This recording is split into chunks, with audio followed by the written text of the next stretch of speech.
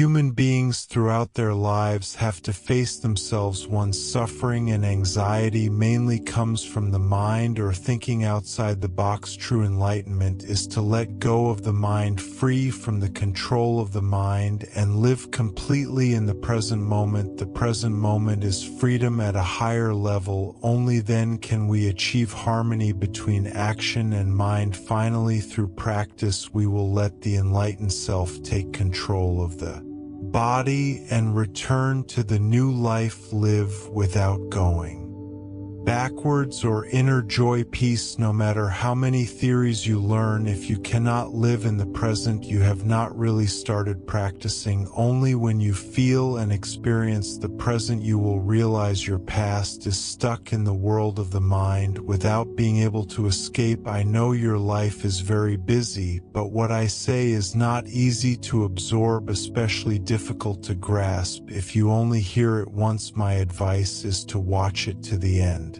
Listen to it over and over again when you are free or in a hurry. Do housework. Share and save the playlist for your convenience. I am sure that within a few short months your thinking will develop to a new level. Stoic ancient. Hello ladies and gentlemen. The mind externally. There is no object without external mind. This content requires deep contemplation and analysis because it is not easy to understand. Those who have followed me from the beginning until now will realize that what I share always stimulates the brain and strong thinking. This is not content for the majority. I will use easy to understand language to clearly explain about the mind externally. There is no object. If you can understand this content, you will escape from painful conflicts and consumption, innerly free from illusions, and can think independently beyond human nature. The things that people often care about, like property, are just the product of your understanding of the psychology and emotions of others. Flowers on the mountain bloom and wither by themselves. Does it have anything to do with your mind when you have not seen this flower? It and your mind return to a quiet place when you see this flower. Then that flower suddenly yang is clear in your mind. You know that flower is not outside your mind. That is the mind outside nothingness. This part is difficult to understand, right? Take it easy, relax, and listen. Everyone, don't simply assume this is idealism when you don't really understand what a person expressing. You are just using yourself to measure their thoughts. All you see is just a flower in your mind. So what does it have to do with the real flower? First, you have to understand the relationship between what is observed and the observer. I use Singer's cat experiment to explain this. Singer is an Irish physicist of Austrian origin. You can find his works to read. Singer puts a cat in a sealed box with a radioactive substance. This radioactive substance has a 50% chance of emitting a toxic gas that kills the cat, and also has a % chance of not emitting a toxic gas that makes the cat survive, meaning these two outcomes are both possible. The cat can die or live, but for we, the outside observers, only when opening the box can see the result. When the box closes, the cat for the observer is both dead and alive in an indeterminate state. Only when the observer opens the box, the cat's state of life or death is determined. This means the final result that the cat shows is due to the interaction between the observer and the cat, not just the cat decides. We return to the flower on the mountain. Okay, if people do not see the flower, then the flower does not exist.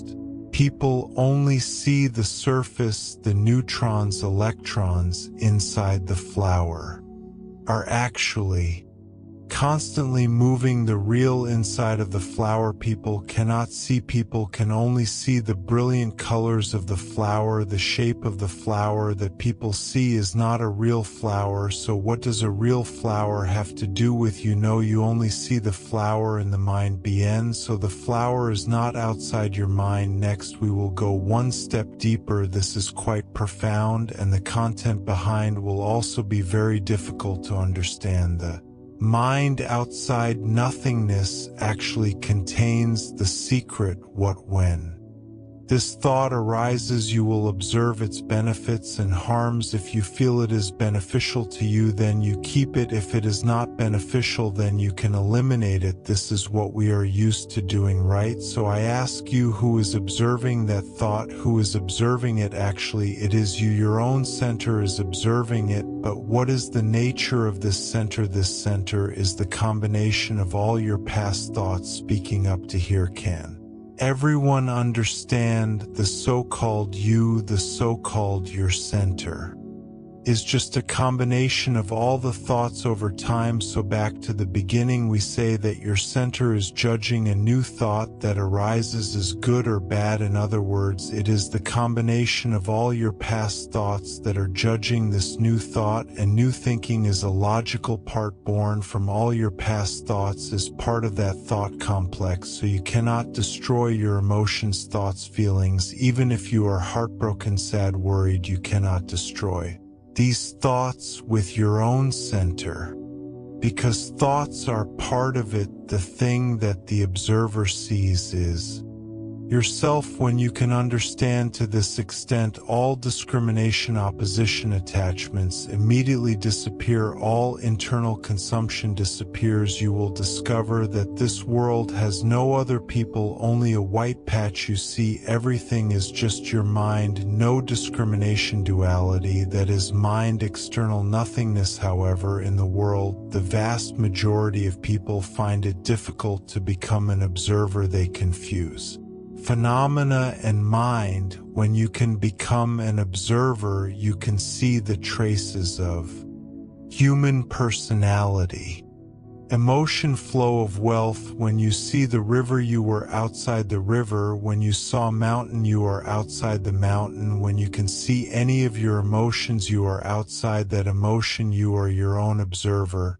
And that is enlightenment. How can a normal person be enlightened? An average person will not be able to look at himself all his life, but who will look at himself is someone who has encountered failure or wants to do something big. However, the average person also does not want to do big things. At most, they only have big ambitions. That means when a person can calm down, it is not necessary to sit still or drink tea and read books. These things are not important. The important thing is that their mind can be stable, can observe themselves. Then the mind will automatically appear. That is called enlightenment, clear perception. True happiness revolves around one's own mood. Happiness is not excitement but a normal curve. Even when in a low state, you can still feel happy. For example, in life, every day we often think that a happy life is every day laughing, every day being happy, every day encounter good things. But in reality, when you have a traffic accident late, you can't earn money or even lose money if your mind doesn't waver. That is happiness. To illustrate this, I will give an example. When playing games or watching movies, why can we watch movies? Because we know that we are the ones watching movies, whether it is a horror movie or a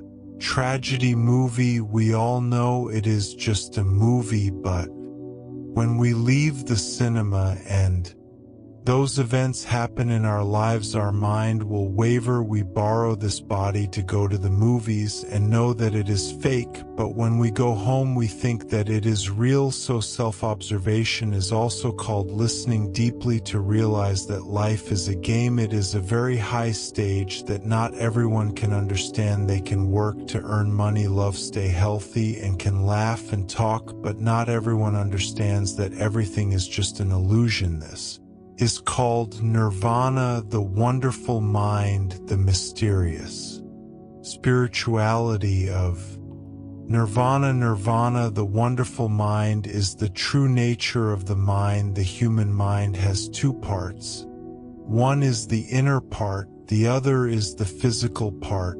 The mind is a process from the real image to the imageless image. When we watch a movie, we know it is an image on the screen, it is fake. But when we leave the cinema, we think that life is real. In reality, everyone lives in a dark room. The brain cannot live outside. It is always in a box, so it is always in a dark room and cannot distinguish between real and virtual. Nothing here means transcendence. Without image is not without image, but everything is image. When we understand that everything is image, we can understand that only image can overcome. We know that it is image when we see it. When we leave the phone, leave the screen, we will be confused, and the brain will think that everything is real. The mind has no real image. Everything we think is real is only because we see and experience it.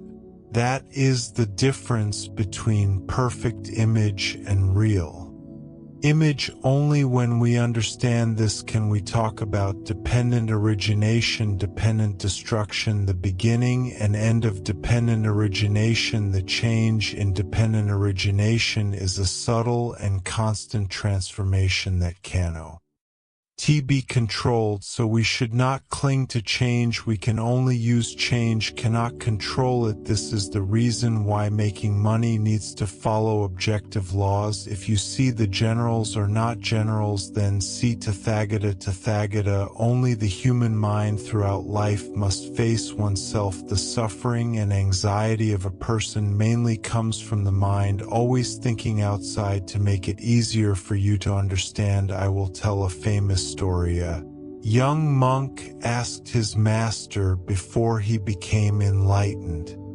"What did he do?" The master replied, "Chopping wood, carrying water, cooking rice." The young monk asked again after he became enlightened, "Teacher, what to do?" Master still answered, "Chopping wood, carrying water, cooking rice." The little monk did not understand, immediately asked, "Before enlightenment and after enlightenment, what is the difference?" The old monk said, "Before enlightenment, when chopping wood, I think of carrying water. When carrying water, I think of cooking rice. When cooking rice, I think of chopping wood. After enlightenment, when chopping wood, I only chop wood. When carrying water, I only carry water. When cooking rice, I only cook rice." I believe you have deeply understood the meaning of the story. True enlightenment is to let go of the mind, escape the control of the mind, and completely live in the present moment. The present moment is freedom at a higher level. Only then can we achieve harmony between action and mind. Finally, through practice, we will let the enlightened self control the body again and return to the new life live without going backwards or inner joy. Peace practice is not a superficial study but training in daily life. In the changes and difficulties, always keep patience because of the annoyance late of not just accumulate flood. 1 or 2 days can solve immediately. Difficulties and troubles are normal, but always keep patience and compassion when your mind keeps telling stories. Be patient to be the person Kwang Sat. Treat the mind like a child and listen to it. Tell it the mind loves. I know what you are thinking and feeling. What else do you want to say? When you start quietly, patiently observing without judging, the mind will gradually calm down like a kitten. No matter how many theories you learn, if you cannot live in the present, you have not really started practicing. Only when you feel and experience the present will you realize your past is stuck in the world of the mind without being able to escape. Next, I will share a method to help you live in the present that I have used for a long time. Is the method of self-checking by setting a periodic alarm. You can set 3 to 5 alarms a day or more to remind and check if you are running after thoughts about the past or the future, whether or not. When the alarm goes off, immediately check yourself if you find yourself not in the present.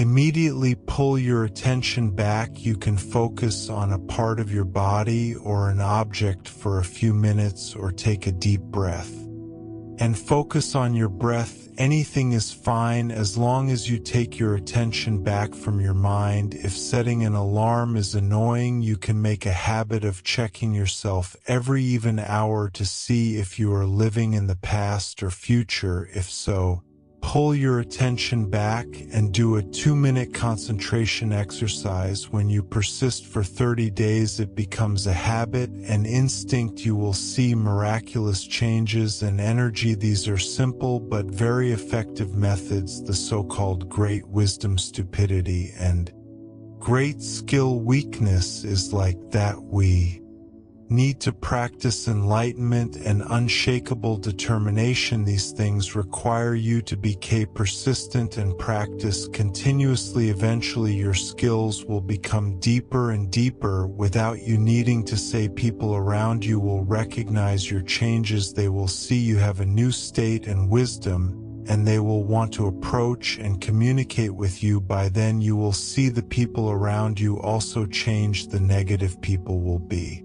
eliminated and the positive people will appear next. Let's talk about selflessness. Others see you, not you. You see others. Others are you. First of all, is this saying that when you see a person's behavior and you think that person is sensitive, suspicious, easily moved, sinister, unapproachable, stingy, fake, confused, etc., then that means you are the same. Not sure, can't understand it that way. Try to think about how many people in your life have you judged, how many labels have you put on others, how many different judgments have you also carried all those labels. Surely you don't think so, right? So what is this saying? Actually, it is saying that when you judge a person or their behavior in a dualistic way, when you define that person as what kind of person that is, the moment you have fallen into the state of discriminating mind. According to Buddhism, you live in your own thoughts more accurately than the standards, concepts, and perceptions of society. Because you have those standards and perceptions, you judge the outside world like that. For example, when you judge someone as sinister, it shows that at that time you are using your standards of sinister and not sinister. This is a type of dualistic thinking that belongs to your mind. This is not the real you. Every little reaction of yours is a little ego. When you are no longer yourself, you become countless different little egos. From the moment you judge the world, you have become an I belonging to the conscious level of thinking. You think you are observing, but actually you are losing the ability to observe. Your awareness is lost. You have fallen into dualistic thinking and concepts automatically. These little egos will never let your inner self be quiet. They are the babble that makes you suffer, are the hooks and obsessions that drag you into suffering. The so-called you look at others is actually just your reaction when facing this noisy world. So the other person in your eyes is not someone else but you. More precisely, your reaction is to distinguish. Your mind is your inner turmoil. What is the second layer of meaning if the first layer of meaning is for you to realize yourself aware that there is an ego? Then the second layer of meaning is for you to actually fight against that ego. How to do this? You need to see your social habits and reactions to immediately raise your vigilance. Remind and check yourself to see if you have those habits. Do you have those personalities? You need to avoid those things. This is the way to see people who are too curious to truly self-reflect.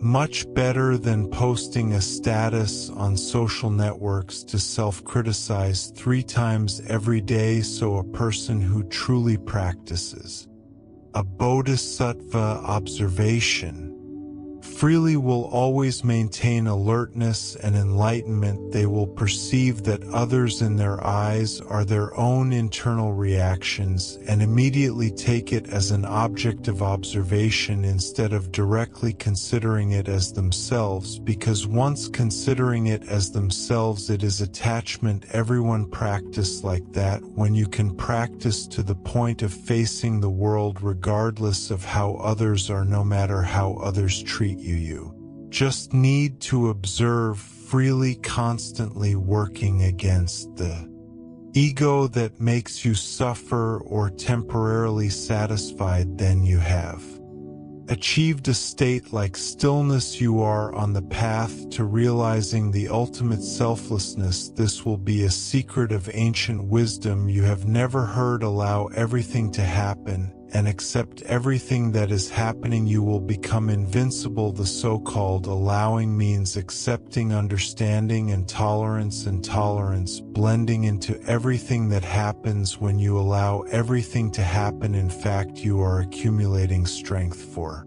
your self-body, because after allowing you will no longer worry about gains and losses. The soul becomes calm and strong. The body is flexible and comfortable. When you start allowing everything to happen, the external circumstances will also change accordingly. That is the scene of mind transmission. Understand that everything has only two results, either bad or good. If the bad thing has not happened but you are already worried, then it is equivalent to you encountering bad things twice tomorrow. If the good thing happens, that means you have wasted today in vain. If the past thing has passed and you cannot let go and keep thinking about it, then it is even worse, as if you encounter bad things 3 times. So before the outcome of everything is not clear, you should deal with all your negative emotions first. Do not let them affect you, because your emotions are the real gods that control your fate. I want to remind you this. Actually, it is your emotions that have come to a dead end, not your life. So when a new life begins, always remember that we are not immortal. Time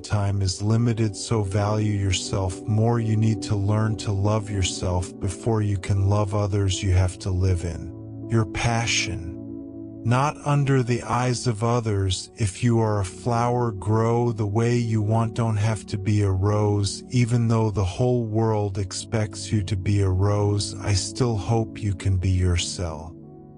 So in the coming years, start allowing others to be themselves and allow yourself to be yourself. Accept everything that happens. Just see you don't care too much. No one can hurt you. Also start doing valuable things. Make friends with valuable people. Pay less attention to things that are not related to your goals in this world. There are only 3 types of work: heaven's work, other people's work, and our own work. Heaven's work we can't control. Let's go with the flow. Other people's work we don't need to worry. Each person has their own destiny. We can only control our own work, so don't waste time and energy on things that don't belong to us. Spend they let themselves do meaningful things, become valuable people. Don't harm yourself. Improve yourself and discover a new life. People only when allowing everything can wisdom arise. A person who doesn't understand how to handle acceptance and permission will feel helpless in life. Only when you learn to truly accept and allow can you understand the nature of things, turn adversity into opportunity, and change the situation. Remember that a truly strong person is a good person who allows everything to happen, because they understand that only in accepting and allowing can wisdom arise, and you will see the nature of things. When you start learning to accept and allow, immediately you will feel free and liberated. Remember the saying, nothing matters. Give birth to wisdom outside the situation. I and I are not related. I am outside of me. When you can put yourself in a state of non-involvement, wisdom will naturally appear. I hope you remember that in this life, whatever bowl you hold, you eat that rice. Whatever path you take, you encounter that scene. Everything that happens is inevitable. What you experience is all part of the journey. Everything has been decided. It's just a matter of time. So don't make it too difficult for yourself. Whatever you need to let go of everything. Just go with the flow. Gently face the experiences of life and give yourself back a carefree life.